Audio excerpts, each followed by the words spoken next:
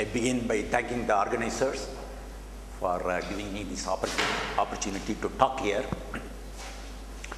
I'm not a data assimilation guy, but I look at some mathematical problems underlying, as you will see, underlying data assimilation.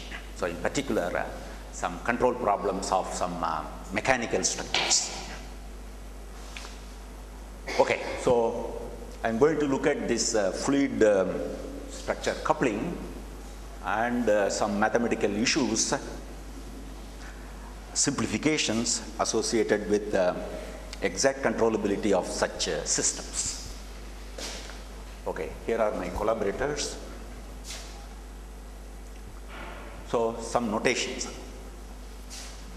Unfortunately, I have no figures here, neither a board, so you have to imagine. So I'm starting with fluid equation, which is Navier-Stokes equation, and Lamé system of elasticity for the solid. So the solid is flexible, elastic. Okay, so the self-explanatory notations. Omega ft is the fluid domain at time t, and omega st is the solid domain, and everything is inside a container omega. So the solid is occupying a region omega s inside omega. Okay, so here is the Navier-Stokes equation, incompressible condition, initial condition, and the usual constitutive law for Newtonian fluids. Okay, so in order to formulate this problem of fluid structure coupling, so I have to introduce these Lagrangian trajectories associated with this velocity v, fluid velocity v, and so they start from the initial configuration. So the fluid is at rest at the boundary. Gamma E is the exterior boundary of omega, and then so the fluid sticks to the boundary of the solid. So that means the velocity of the fluid is equal to the velocity of the solid. W is the position variable for the solid. So the derivative of W with respect to t is the velocity of the solid. So these two should coincide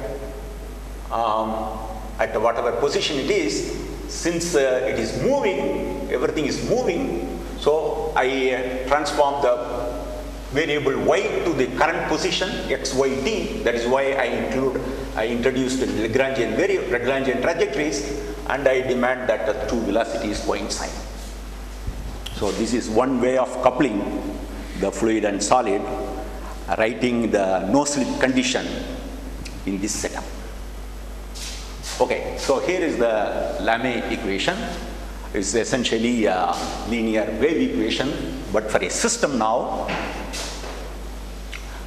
And here is the constitutive relation. Okay, W denotes the displacement, not the velocity. And so the two conditions on the of coupling, one is this, another one is that the stress of the solid and fluid should coincide at the interface. So the way to write it, well, so this is the stress at the boundary. So this is the stress at the boundary for the fluid, but then as before, we have to transform the corresponding things. So I change the variable here, the same thing I am doing here, transform from y to x, but then the normal changes, and so you have to make the corresponding transformation for the normal. This is a pure transform. So this is the way coef is the cofactor of this Lagrangian transformation matrix. Okay, so what are the, so we are going to simplify. Okay, this system coupled things. So let me point out the various features or rather difficulties associated with this system. Okay, so this is an evolution problem in 3D. On a non-cylindrical domain, it is not that omega cross 0t, omega t changes with the time, so it is not a cylindrical domain in space-time. So it is mathematically, it's a big problem associated with that. And the interface between the solid and fluid is keep changing with the time, so it is a free interface problem. And the coupling between the two fluid and solid along the interface is highly nonlinear because the transformations involve V. So that is the interface problem. And then if you look at the dynamics itself, it's a mixed nature, okay? Navier-Stokes is parabolic and the Lamé is hyperbolic. So you have a mixed system. So associated with this mixed nature, you have various consequences. So if you look at the space-time, you will look at the hyperbolic metric. Here you will have parabolic metric. And if you want to study any asymptotics, you will have hyperbolic scaling here and then parabolic scaling here. And then the associated characteristic speeds do not match at the interface, and the natural state spaces based on these things for the solution do not match at the interface. So all these are theoretical issues when you want to validate your model. So the idea to manage these difficulties is to, one of the ways is to allow only finitely many degrees of freedom for the solid. So that way you essentially have a finite dimensional system, so the infinite dimensional features like hyperbolicity are completely neglected. So that is what this says. So essentially we neglect the hyperbolicity, and then solid is treated as a small perturbation from the fluid system. Okay, so examples where such things have been done is, okay, one of the examples is that assume that the solid is rigid. So in that case, there is no deformation at all. There is no elastic deformation at all. So here are the equations for the rigid body dynamics. So in particular,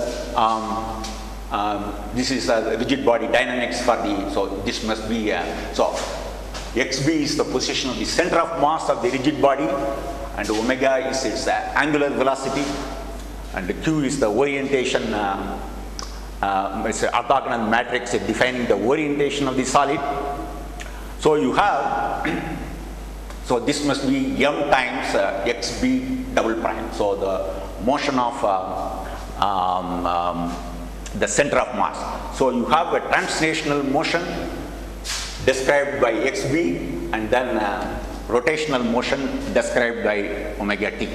So you have a Newton's laws for that, and the force applied on the rigid body it comes from the fluid. That's why you see sigma Vp there. And this is the interface condition. The velocity of the solid is equal to the velocity of the fluid. Sorry, velocity of the fluid is equal to the velocity of the solid. Okay. And regarding the interface condition for the stress, it is taken care of. Okay, so here there is no, in the previous model, there is no elastic deformation at all. Okay, so if you want to include elastic deformation, so here I have written down the model. One of the ways to take care of elastic deformation, finitely many degrees of freedom, is to, okay, here I have taken Stokes equation for the fluid to simplify. So y is the velocity of the fluid, so velocity of the fluid is equal to the velocity of the solid. the solid displacements denoted by S. Okay, so here is the elastic equation for the solid. So you have the right hand side the force coming from the fluid, and this is the interface, and you have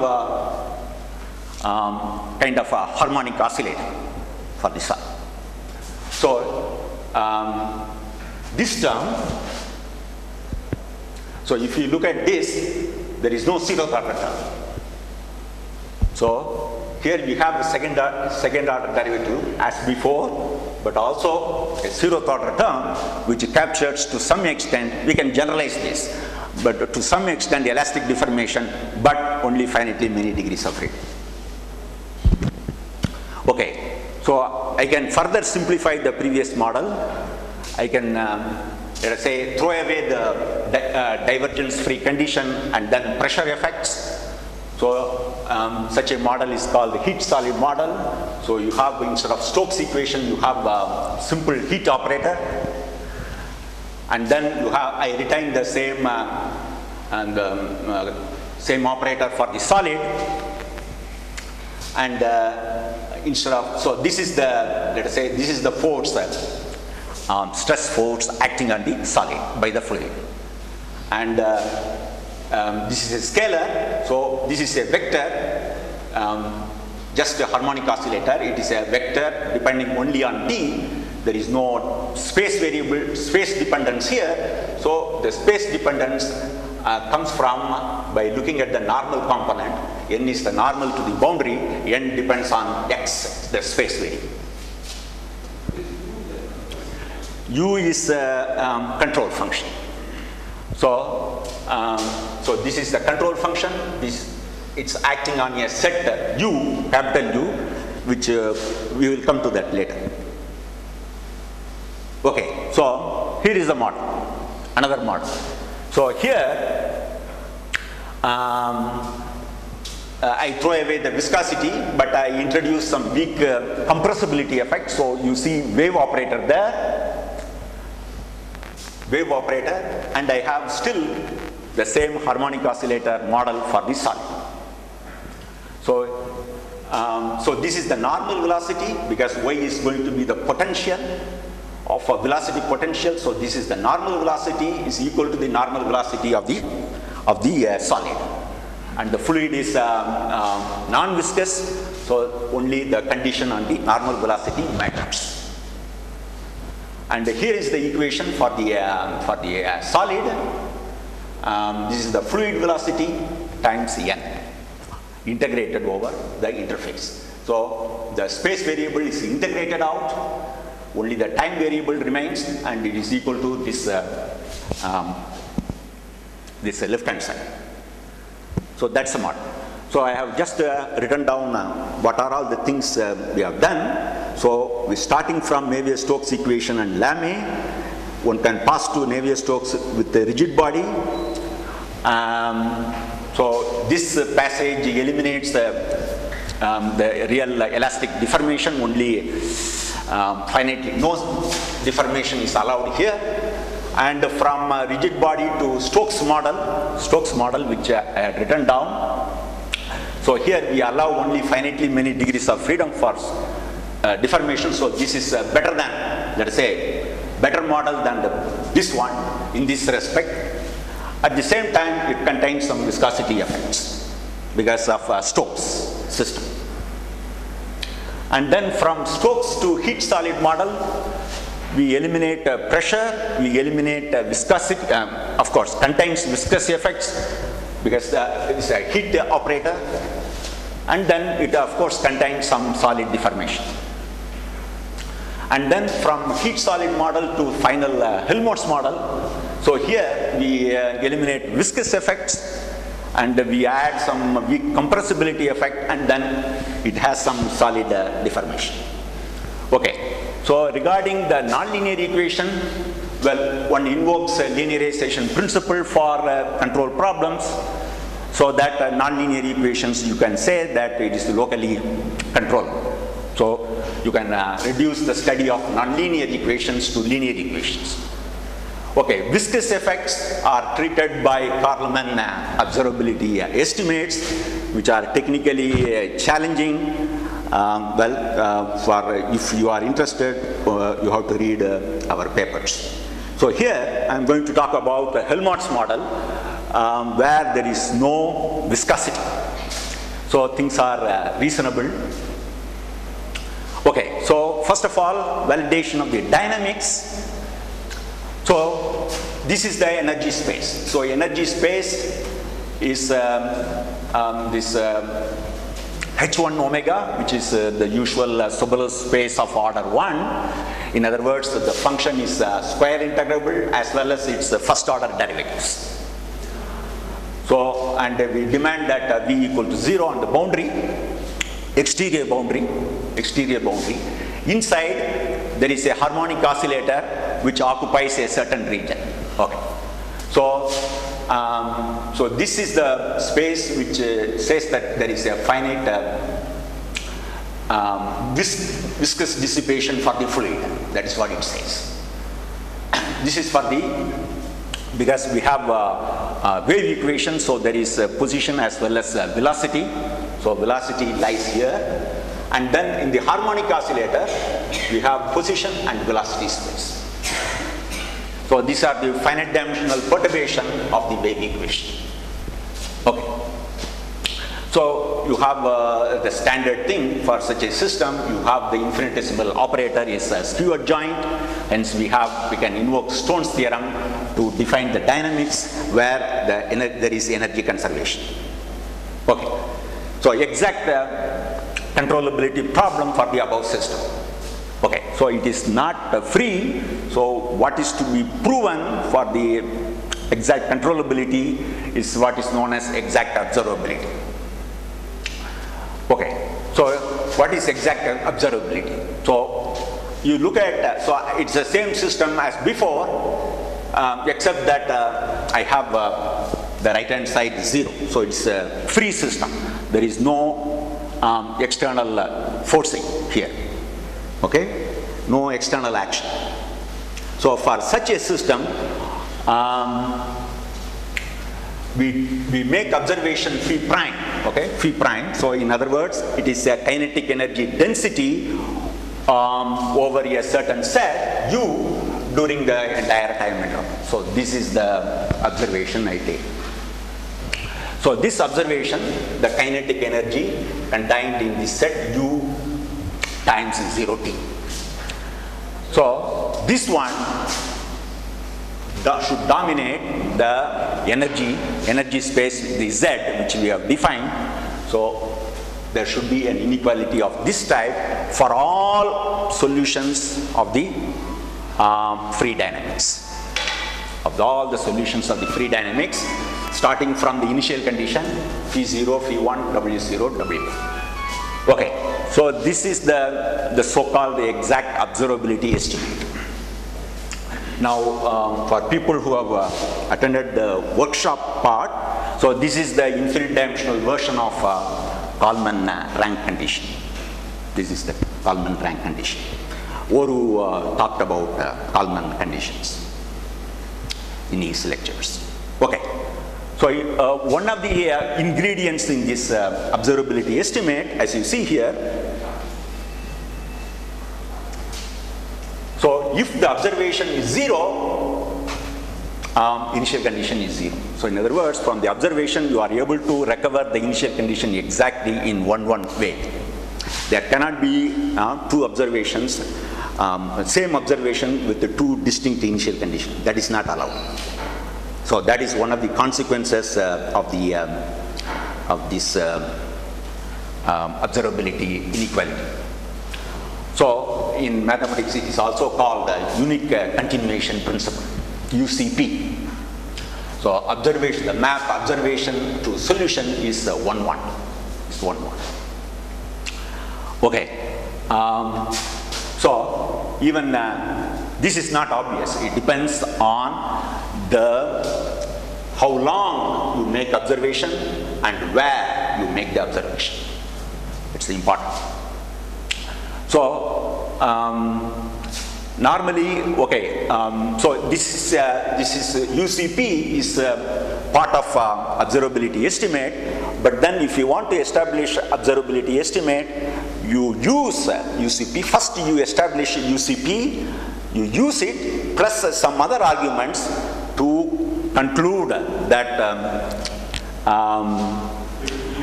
observability estimate holds. Sorry? Yes, this observability estimate is for the adjoint system, that's right. But in order to prove controllability, UCP alone is not enough. We require the full observability estimate. Okay, so how do you do that? How do you get the controllability if you have observability? Observability to controllability.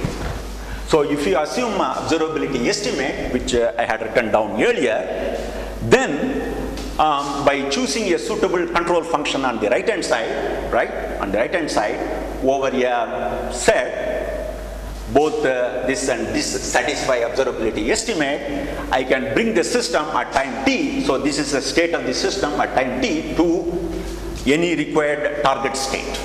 So this is the controllability property introduced by Kalman, formulated for this system. Okay, so the idea is his. So only thing is an infinite-dimensional version. So in fact, the control function can be obtained as follows. So you introduce a suitable functional, okay, suitable functional starting from initial position. So you have V0, so you solve the original system, the free dynamics, you get the solution V, and you take its kinetic energy density, kinetic energy contained in this region, space-time. And then you want to drive Y0, Y1, S0, S1 to 0, so you define this linear. So this is exactly the kind of functional which you have seen many times. It's the same. Such a functional has a unique minimizer, and then solve the equation with this initial condition, you get a solution. Of course, there will be a solid part also, but then you take only the fluid part, and then you take your control to be this. So that is the idea of the theory. And such a thing, control is least cost control. So it minimizes the norm of the control in this space. Okay. So what is the role of exact observability estimate is to ensure the coercivity of the functional J, which is just defined. And therefore it guarantees the stability of any minimizing sequence for J. So this is what one computes. So the stability of the sequence which you compute is guaranteed by the exact observability estimate. Okay, so how much time I have? 5 minutes. 5 minutes. So there are various methods of proving exact observability estimate. Okay, so this is a technical part. So in our work, we have tried 3 different methods. We also tried a 4th one, which we have not succeeded. So 3 methods we have seen. One is multiplier method. Multiplier method. In other words, you want to extract information from the given dynamics by looking at, because the dynamics is in infinite dimensional space, and you want to look at a particular component of that through which you can extract useful information. So this is the idea behind multiplier method. And the choice of the multiplier is depends on what kind of information you want to draw from the dynamics. So one multiplier, so for phi s as the variable in the free dynamics, and I take a weight function like that and I multiply the equation. So the phi equation is multiplied by rho phi, and then the S equation is multiplied by rho S, and one deduces the estimate. So there's a lot of technicalities. But then the observability estimate contained only this term, not this term. So energy is bounded by these two terms, so I have to eliminate this. And since it is a harmonic oscillator, there is a finite dimensionality, which is, there is no space dependence there, so one can use the so-called compactness argument to get rid of this term. Okay, so this is one way of doing it.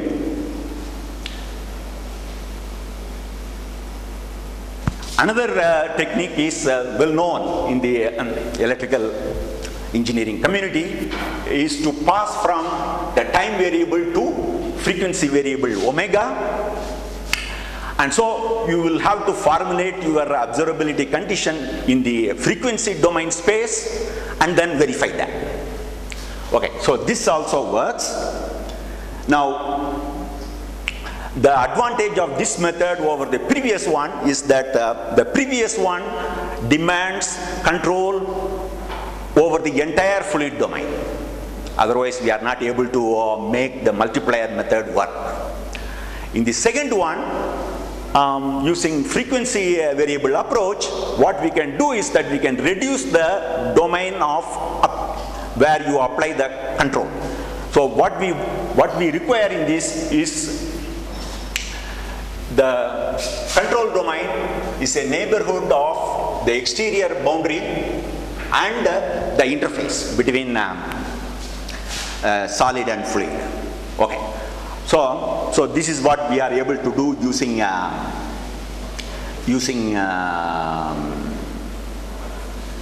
frequency variable approach. The third one, so what is bothering us is can one remove the control from the neighborhood of the solid boundary interface, because it is lying inside, so you are not able to reach that. So that is the idea. So can one control the system just by being in the neighborhood of the exterior boundary? Well, we can do that. And so this involves so we have to first assume that the solid has some geometrical symmetry. Okay. What you have is that one-dimensional equation in R for a scalar variable. Only the first harmonic mode is coupled to the solid, and you have to prove observability estimate for this particular model. Other harmonic modes are entirely decoupled from the solid.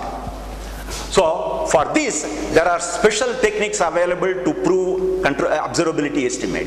One such thing is what is known as method of lateral propagation of energy, which simply means that you can interchange space and time variable.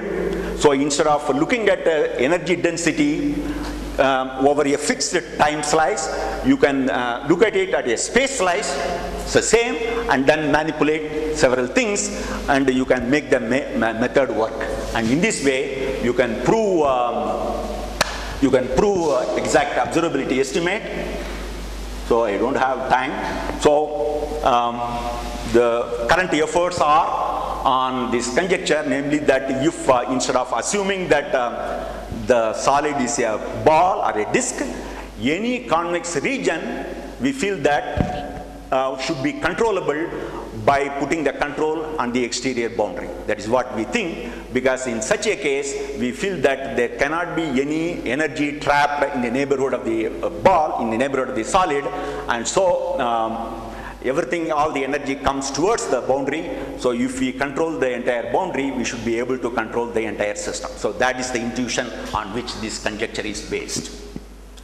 Okay, so here are your references. Thank you very much for your attention.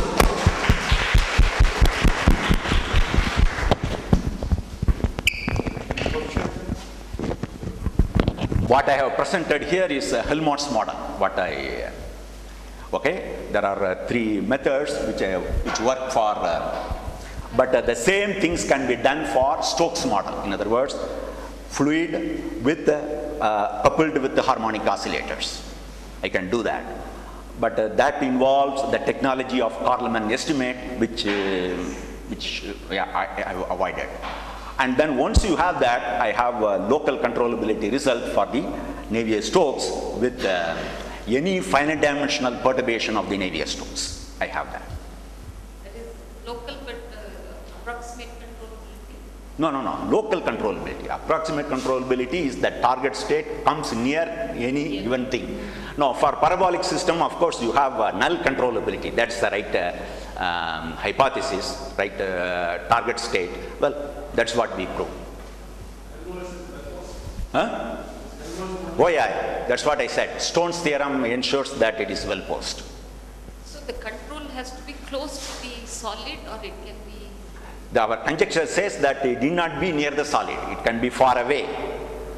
And we have evidence of that in one case. Namely, if the solid is a ball, we have solved that your question. But the control cost goes up. Do you need, is there a measure of? No, the functional which I defined, yes. You want to, yeah, of course, this is a general thing, right? If you have two controls, the cost will be less, but then you have to work more, right?